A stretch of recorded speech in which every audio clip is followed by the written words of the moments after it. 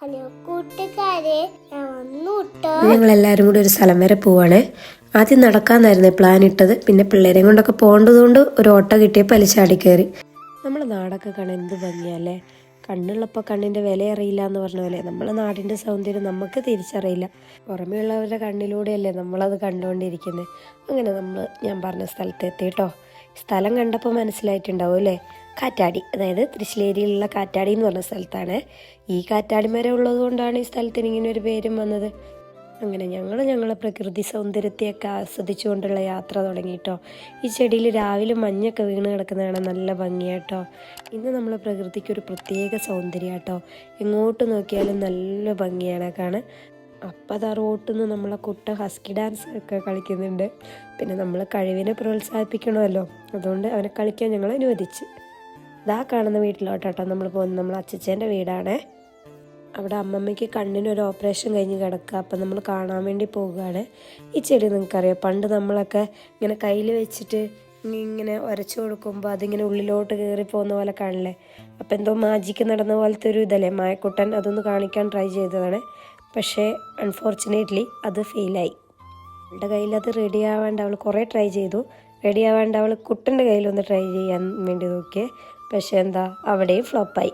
Last അത് ഉള്ളിൽ പയ്യെ അഡ്ജസ്റ്റ് ചെയ്ത് കയറ്റി വെച്ചിട്ട് പറഞ്ഞു ആയി എന്ന് പറഞ്ഞിട്ട് അവൾ അങ്ങ് പോയിട്ടോ. പിന്നെ നമ്മളെ കുട്ടനാണ് അതുമായിട്ടുള്ള അംഗം കഴിച്ചത്.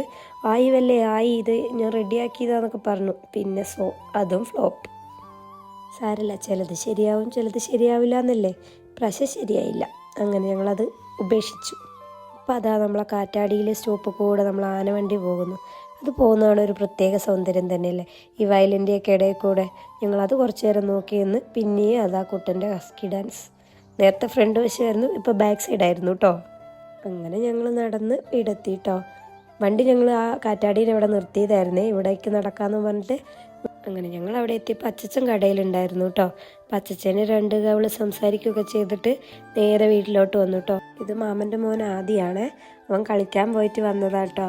അങ്ങനെ ഞങ്ങൾ അവിടെ എത്തിയപ്പോൾ അമ്മായി ജോലി കഴിഞ്ഞ് വന്നിട്ടേ ഉണ്ടായിരുന്നു കേട്ടോ. അപ്പം അമ്മായിനെ ഓരോരോ കപ്പ നുറുക്കാനൊക്കെ സഹായിച്ചുകൊണ്ടിരിക്കുകയാണ്. അങ്ങനെ കടയിൽ നിന്ന് ചായ കുടിക്കാതെ ഞങ്ങൾ നേരെ വീട്ടിൽ വന്ന് ചായ കുടിച്ചു കേട്ടോ. ചായക്ക് ചിപ്സും കപ്പ വറുത്തതും മിച്ചറൊക്കെ ഉണ്ടായിരുന്നേ. അപ്പം നോക്കുമ്പോൾ ഇതാ നമ്മൾ ആദ്യത്തെ സ്റ്റെപ്പ് കയറാനുള്ള പരീക്ഷണത്തിലാണ്. മോൻ ഇടയ്ക്കൊന്ന് വന്ന് നോക്കിയെങ്കിലും മാമൻ്റെ മോളുമായിട്ട് കളിക്കാൻ വേണ്ടി ഓടിപ്പോയി കേട്ടോ. അങ്ങനെ മായക്കുട്ടൻ നമ്മൾ ആദ്യത്തെ സ്റ്റെപ്പ് കയറാൻ വേണ്ടി പഠിപ്പിക്കുകയാണ്. അങ്ങനെ അവനെ മുട്ടുകുത്തിയൊക്കെ പോയി സ്റ്റെപ്പ് കയറാൻ പഠിപ്പിച്ചു. കക്ഷി അത് പഠിച്ചെടുത്തിട്ടുണ്ട്.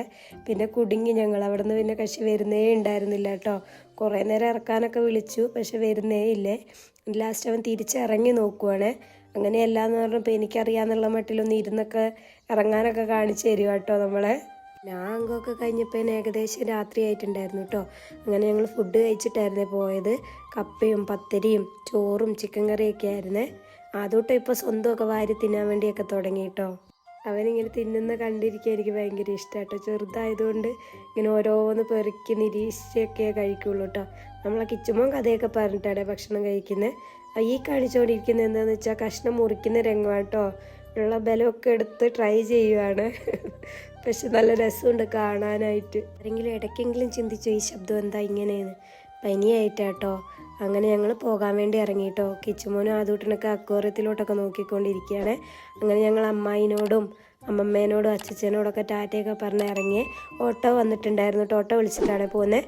അപ്പോൾ ഇന്നത്തെ വീഡിയോ ഇത്രയേ ഉള്ളൂ. അടുത്ത വീഡിയോ ആയിട്ട് നാളെ വരെ. Tata bye bye, take care.